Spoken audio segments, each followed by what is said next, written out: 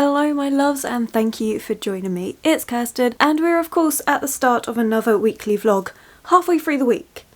But never mind. This week we are having a bit of a fun one actually. Well, fun, dark, we'll see how it goes. And that is this week we are doing a dark academia inspired vlog, which I'm very excited about. Now, dark academia is this aesthetic that is becoming really popular at the moment. Although it has been around for a long time, it's just got its spotlight moment at the moment. And there are different types of academia as well. You have light academia, romantic academia, like there's so many sub things to this, but the main one that people talk about is dark academia, and this is definitely something that's quite popular in the book community. Dark academia romanticizes academia.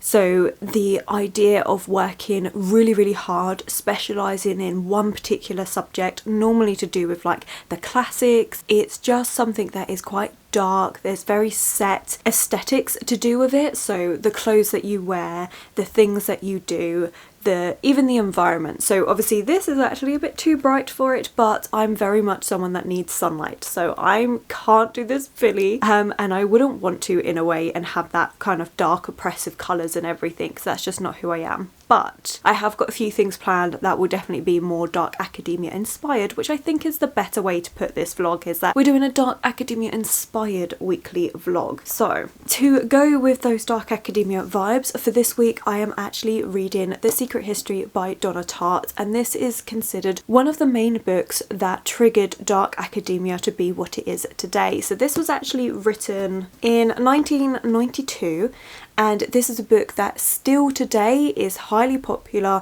and recommended all the time for anyone that's interested in reading dark academia books. Now, I will argue that dark academia have been around a lot longer than this book, and you've got things like The Picture of Dorian Gray, which is heavily dark academia influences in that book, and so you've got some classics like that. However, for more modern day, I would say that yes, this is definitely the book that always gets mentioned, and I can so far really see it. So I started reading it last night and I'm up to page 76 and I'm enjoying it so far. It's actually really interesting. We're following our main character Richard, and he is telling this story from when he was 18 years old, and he has wanted nothing more than to leave his hometown where nothing really happened. He didn't want to follow in his parents' footsteps, like he just saw it as so oppressive. He then went to Hampton College. He had to travel quite far because it's all based in America, so it's all really far. I don't know if it's different states or stuff, but I've got no idea. No idea how America works, in all honesty. But so he's had to travel all the way to this different college and stuff, and he's really interested in continuing on. So he did Greek for 2 years and really enjoyed it, was very good at it, and was interested in carrying on, but gets told that the Greek professor is someone that is very selective in who he takes on, and he's already got 5 students, and as far as he's concerned, 5 is enough. And then things start changing and he gets accepted into the course, but gets told he has to drop all his other subjects. He's not allowed contact with other teachers. This teacher has to oversee absolutely everything. And then you start seeing these other people, the kind of group that he's involved with.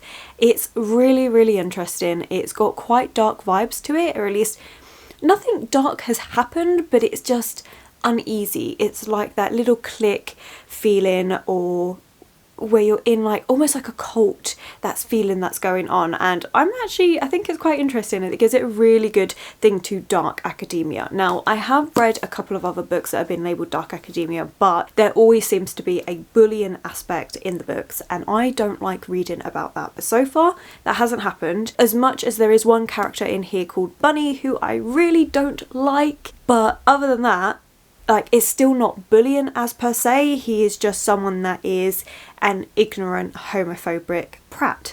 So, you know, which trigger warnings for homophobia in here. It's done because that's how Bunny sees things. Our main character Richard does not agree with him, but he also doesn't pull him up on it very well. So there is that involved in this book, but only for a small bit that I've seen so far, and I will obviously keep updated with how that progresses. But that kind of cemented the fact that I don't like Bunny and I think he's a bit of a prat. But But yeah, so far really enjoying this. I think it's got really good aesthetic feelings, vibes to it. I can definitely see where people are getting that dark academia vibe from, even from the clothes that they're wearing in this. It's all very much that. So yes, enjoying this so far. And it actually, because they're studying Greek as well as other things, it kind of makes me more intrigued to actually get back to reading the Iliad by Homer, because they're talking about Homer as well, and some things about like Achilles' wrath and things like that. So I'm just like, it makes me excited to actually get back to reading this one as well. So I think like having these two paired this week is actually going to be really interesting, because obviously I've got the classic and then I've got the dark academia. So I feel like this is a perfect pairing this week. So definitely going to try and read more of this. I've been talking about it a lot, so I'm only going to talk about it when I actually pick it up again, if I do this week. So I'm not going to mention it too much, but this is the Battle of Troy. But I am going to be prioritising Secret History because this book is just over 600 pages long. So it's another big chunky book, and I really do want to get it read this week, but I am also working this week. So we'll see how much I actually manage to get read, but I would love to finish this week. So we're going to be getting on with all sorts of spooky things, but, well, not necessarily spooky things, but academic things, I don't know.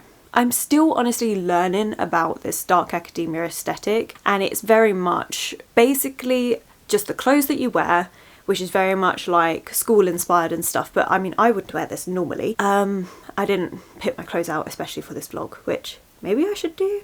I don't know. As I said, we're kind of just winging it this week, but the idea is that I want to try and do some things that are considered dark academia and just see how it goes, just to add to the atmosphere of actually reading a dark academia book that is considered one of the best. So that's the plan, if that makes any sense. Honestly, we'll see how this goes. I feel like it's going to be a bit of a train wreck, but we're going to try.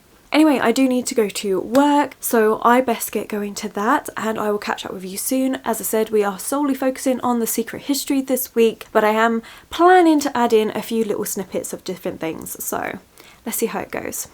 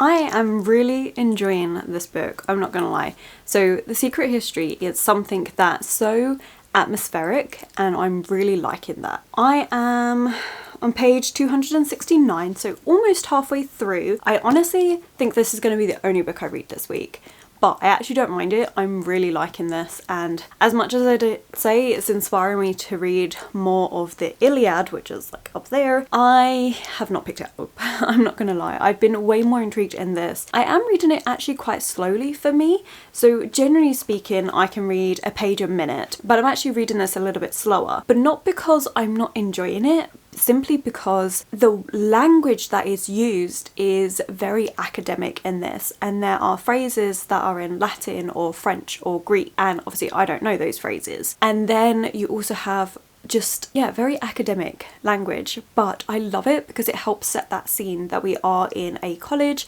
that we're with this elite group of students. They are very rich. Our character's definitely a part of the group now, and he's gone through a lot. So we had one moment that was especially really cold, which is perfect for reading at this time of year. The school closed for winter break, but also closes for January and February because of how cold it gets. The campus just isn't accessible. The other characters all go away, go home, home or go abroad or do something, whereas our main character, Richard, he doesn't have anywhere to go. And so he ends up staying in this derelict warehouse and almost dies from exposure because he just has nothing with him, which Henry, one of the characters from the group, then saves him, and you start seeing a bit more of an appreciation for who Henry is, and they become quite close, which is really interesting. Then it starts taking darker turns, and all these little things that Richard was seeing, you kind of realise how much of that was tied to something darker. And even as he's telling you this story, because he's telling you the story once he's like, I think 10 years later or something, even as he's telling it, he is saying, I didn't realise the significance of these things, but he says it like once in a while, so it's really easy to then dismiss that and get lodged back into the story. It's really good. And then a big reveal happens and everything, and you have Bunny, who you know dies, because that's at the very start of this book, is the fact that he goes, we killed Bunny, and then tells you the story leading up to that event.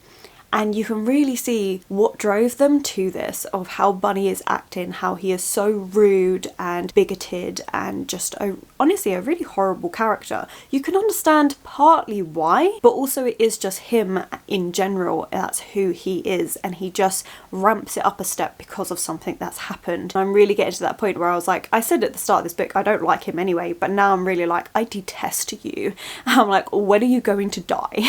Which, we're talking about book characters, so that's perfectly fine to say. Just putting that out there. But yeah, I'm really enjoying this. I think it's really good. I love all the influences of the classics in here. The fact that they do talk about the Iliad, and parts of it I've already read, so I'm like, oh yeah, I recognise that bit and things like that. So it's, I mean, it's something that I wouldn't say it's a new favourite that I would recommend to everybody, because I wouldn't. But if you have an interest in the classics, if you have an interest in that slightly, well, dark academia theme and that, I can definitely say this is a good one for it. Even though Bunny is a really horrible character, it's not targeted bullying from the whole group on this one main character.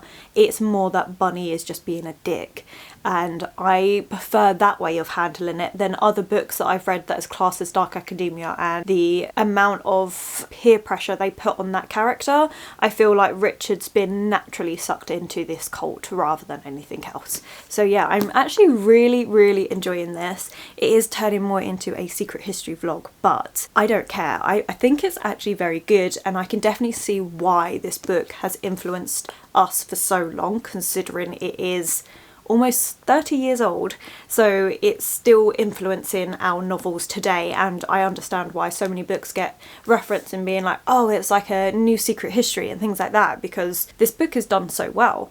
So I definitely think this is a sort of dark academia that I prefer, where it focuses more on that.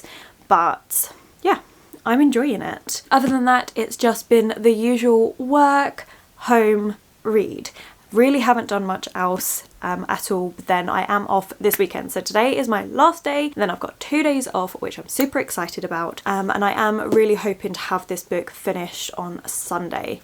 So I've got like 360-ish pages to go. So honestly, it doesn't look like a 600-page book, but these pages are Bible thin. Like, they are so thin. Anyway, that's a tangent for another time. But I'm very pleased I've actually picked this one up, and I think I will pick up more books that say it's similar to Secret History, and I think that's the sort of dark academia that I like rather than other ones I've tried.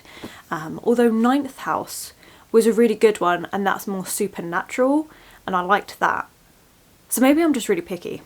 Who knows? Who knows? Anyway, I did put a little snippet of me journaling in my vintage journal. Now, this is not something I do dedicated videos of, so I do have dedicated journaling videos for my bullet journal and my reading journal, but my vintage journaling is quite personal to me. It's something where I just put my thoughts down every so often. I don't do it every day, but do let me know if you would like to see some dedicated videos on that, or if when I finish it you want like a flip through or something.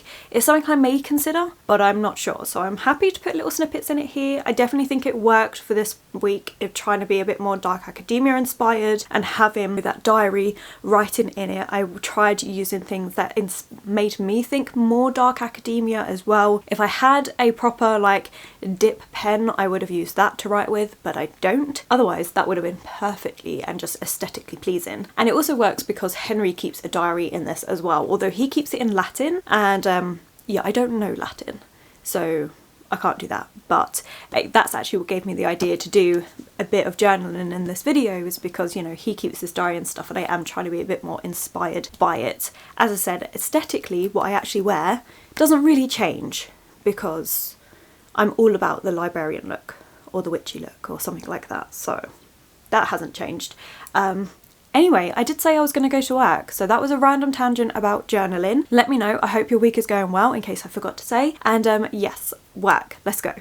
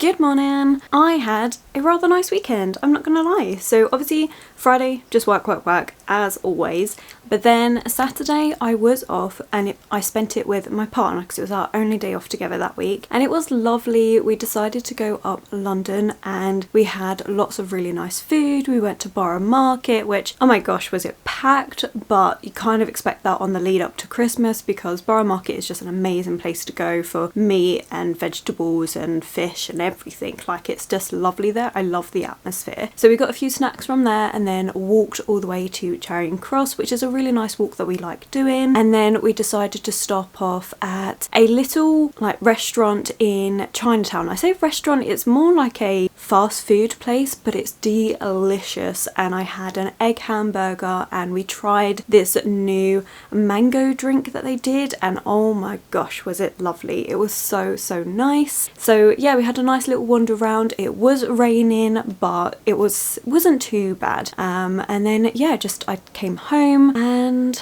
that was about it on Saturday. Didn't do too much at all. Then yesterday I met up with my dad in the morning and that was really nice. He came down to see me and my sister, just like Christmas, like seeing each other before Christmas sort of thing, exchanging presents and stuff. But it was really nice. We played Magic, which was great because there is actually a local card shop which is perfect for being able just to sit there and waste a bit of time just playing the game, and I really enjoy the game. My dad really enjoys the game, so that was a really good time. And that was my Sunday really. Came back here, did loads of editing in the afternoon, but it was a really nice time. Now what you're probably actually wanting to know is, did I finish The Secret History? Which yes, I did. I finished this last night and I have thoughts. So I did put this through Corpal and it came out as 4 stars, but honestly I'm wondering in the new year whether I'm even going to bother with star ratings because it's so subjective. I think I might take on what Olivia from Olivia Reads a Latte has started doing, which is literally just saying the things that she liked about the book and the things she didn't like about the book, which is what we all do, but just without tacking on the star rating, because I feel like it is a bit misleading at times because everything is so subjective. Even with the way Corpal does it and you're rating it out of 10, that's still subjective. Like, there's no other way of doing it. So I'm not sure if I'm going to do that or not. I'm going to think about it. If I do, it will be in the new year, so we'll see how this month goes with it. Anyway, this came out as 4 stars. I really did like this book. So this book is split into 2 books. The first book is all about the lead up to Bunny's death, which you do know because, as I said, it says it right at the start of this book. And I liked that. I liked the atmosphere, I liked the academic setting, I liked all of that and how it was that pursuit of academia that just went too far, which then caused this string of events leading up to Bunny's death. And then book 2 kind of lost me a little bit because it slowed right down and it was focusing on the impact of them murdering Bunny and how it was affecting everyone differently. It wasn't bad, but I would have loved a bit more emphasis on the actual academia setting, but I understand why it wasn't, because obviously they're dealing with the fact that they've just murdered someone and they're all dealing with it in very different ways. But I was feeling a bit like, not sure if I'm getting behind this or not. And then that last 60 pages, just twists. There were so many things and I'm just like, what? Like, I really was just a bit like, one of the things that really like surprised me and was quite hard hitting was barely even like talked about. Like, it was like, oh my god, this has happened, but then almost, I can't go into it without spoilers, but I just feel like there was a lot more to that could have been explored, and for some reason a lot of finger pointing, blame at probably the person that did not deserve that blame at all. So yeah, that I found really shocking. And then there was another twist which again was another shock. But I have to admit, I didn't like the epilogue. I think the ending of the book before the epilogue was actually really good. I liked that. But the epilogue, as much as it is there so you can see how they're doing years like now, rather than him recounting the story of when they were younger, it made it feel too mundane, too much like everyday life ending, and that's not why I want to read a book. I want to read a book because it's like different to everyday life, and I feel like that epilogue was very much a mundane life ending, if that makes sense. Probably doesn't, but that's kind of how I felt. So if I took out the epilogue, I really liked the ending. I also think that upon reread, this is going to be really interesting, because as much as I said before, where Richard was pointing out things that were like, this, I didn't realise how important it was at the time, there's also loads of other things because of those twists that happened that I feel like you could go back and then try and pick up on those little bits. So definitely I think it's going to be better upon reread. I also really liked the influence of different books. So obviously you have the Iliad, which is a massive one because they are Greek students, but you also have influence from Crime and Punishment, which I read last month by Fyodor Dostoevsky. I'm sorry, I always pronounce that wrong. But that was a book that, again, I could appreciate it for the literary qualities, but didn't enjoy reading. And the second half of this book definitely reflected that book a lot, with the main character from Crime and Punishment, like his mindset, the slight chaoticness to it all, because he commits a crime as well. So yeah, I feel like this book does have a lot of those classic influences in this, and I did enjoy it. I will also say that I went into this vlog not really knowing too much about what classifies as dark academia, because I think I was focusing too much on the aesthetic, which is obviously that romanticization of learning, the classics, and also like the clothes that you wear. But then I watched a video by Christy, who I will have linked below, and she was doing a dark academia book recommendations, but she explained dark academia in a way that makes a lot more sense to me than I've had other people say it. And I think that's because she wasn't focusing on the aesthetic, but what it actually is, and that is love and pursuit of knowledge, but to the absolute extremes, where you take it past what is morally acceptable in pursuit of your knowledge and research into this particular subject, which is exactly what happened in this book. We have this group of students that is in love with the classics, they love their teacher as well, who is slightly eccentric, and a part of that, they take some of those lessons to the extremes and try and recreate things, which then causes this series of downward spiral events. And if I think about it in that sort of a light, it makes me realise I've probably read more dark academia books than what I think, because that is something that I actually really like. I really like it when a story looks into how a person can become so obsessed with something to the point where it overtakes their life and what events unfold because of it. And there are so many books, so I may actually do a separate dark academia book recommendations based on that, because I've always been a bit confused and I've seen so many dark academia book recommendations, but no one's explained it that well for me to then go, okay, that makes a lot more sense. Because I feel like you have dark academia influenced books, but they only focus on the aesthetic of it, and to me that's never felt dark academia. But I think focusing in on that obsession with knowledge to the moral extremes, that makes so much more sense, and that feels like dark academia to me. So I think there's dark academia of what's in books and then the aesthetic of dark academia. So that's been my journey this week and I have really enjoyed it, I'm not gonna lie. This was a book that as I said, I would reread. I think it's going to get better upon reread. Absolutely loved the first half of this book. I thought it was fantastic in the anticipation and the build up, and I think upon reread I'm going to enjoy the second book, because that's when tensions start climbing high and you start seeing the group fracture, and that's when you start seeing all these like uneasy tensions and things that I think upon reread I would pick up and be like, that's what that was showing. So yeah, definitely one that I would reread. Really enjoyed it for those dark themes and everything in this book. There is a lot of trigger warnings, but also some of those trigger warnings are spoilers, so please go into those if you are triggered by anything in particular. I would look into this, but overall I did enjoy it. I thought it was very good. I can see why so many people like it and why it's influenced so many books.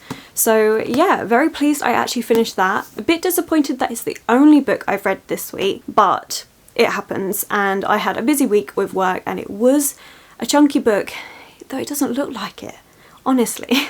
Anyway, that is what we have done this week. So let me know what you have been reading and what you've been up to, what things are you looking forward to. Christmas is just around the corner. I'm not a massive Christmas person, but because I did the present exchanges with my dad yesterday, I'm feeling a little bit more like, oh, it's coming, and it's gonna be fun. Anyway, if you made it this far, thank you so much. Let's put a little candle emoji to go with the dark academia influences. And yeah, if you have enjoyed this video, don't forget to give it that thumbs up, subscribe, comment to let me know that you're here. Social media links will be linked below, and I will of course catch you in the next one.